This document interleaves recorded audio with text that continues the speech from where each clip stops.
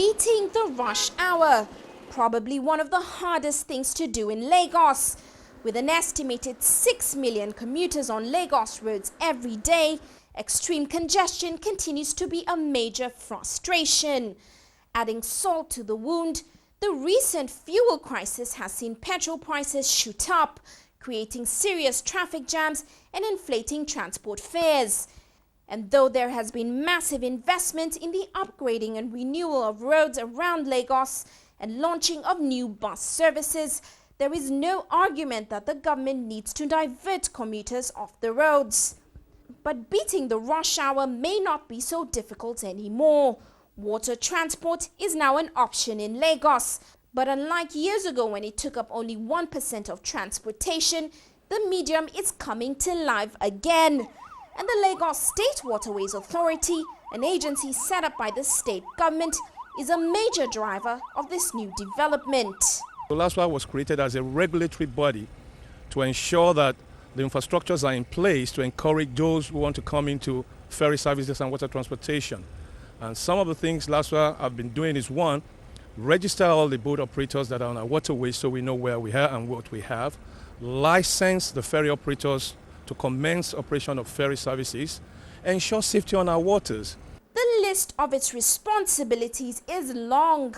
LASWA isn't only responsible for the dredging and channelization of the waterways, but it also cleans up these waters, not only of the trash, but also illegal activities. The agency also prevents serious incidents such as fires. Before we came into being, the waterway was so polluted in the sense that there was no safety, no regulation. But today, if you look around, you see people putting on their life jackets. This is one of the innovations of this administration by putting up LASWA. LASWA also is to look into putting up jetties. When I mean jetties, jetties are the landing pads to disembark and take people on and off, And also we have the bigger terminal. The other aspect of it is also to create dredging systems, channelization. Dredging is like making road on water. The same way you make road on land. When you dredge, you allow for bigger ferries or boats to go back and forth. But how far have these projects gone? And are they ready for the average Lagosian to take advantage of? You got to realize that 90% of Nigerians don't know how to swim. So that's the phobia for water. And that's why the first thing we have done is to encourage safety, to let them know this thing is safe enough to go to.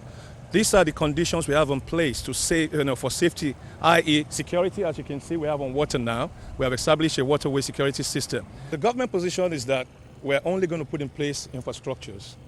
We want the private sector to come in, buy their boats and come and operate. And that's what we've done so far. We agreed to get onto one of their patrol boats to see the changes for ourselves. And it is evident that there are major changes on the waterways in Lagos. Visible to the naked eye is the fact that everyone on a boat or canoe is wearing a life jacket, something that was non-existent before. But more interestingly is the presence of new private ferry operators who carry both people and cars across the water.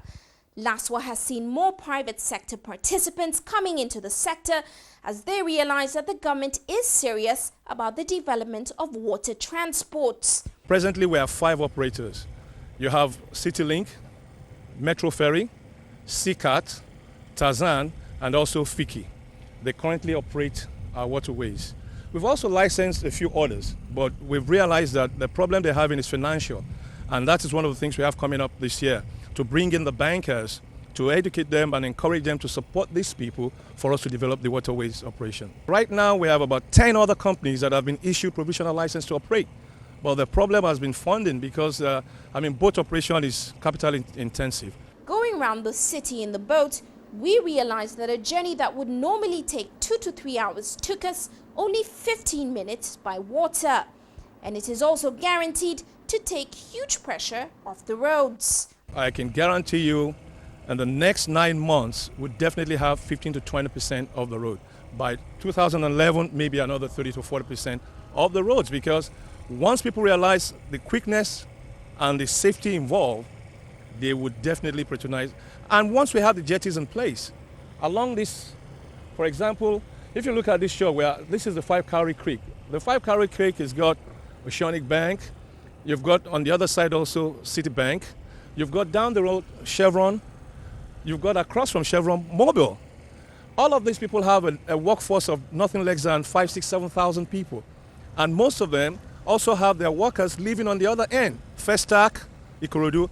So you can imagine all you have to do is bring the boat to their backyard right here, board, all their staffs will board or those were, and then you can transport them. It'll take them another 25 minutes to get to Festac.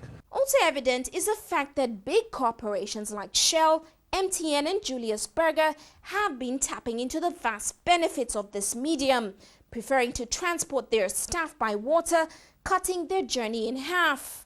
Now, with these huge changes, road transport may become a second option for commuters in Lagos. But the government still needs more investors to realize this sector's full potential. Looking on, the opportunities are countless.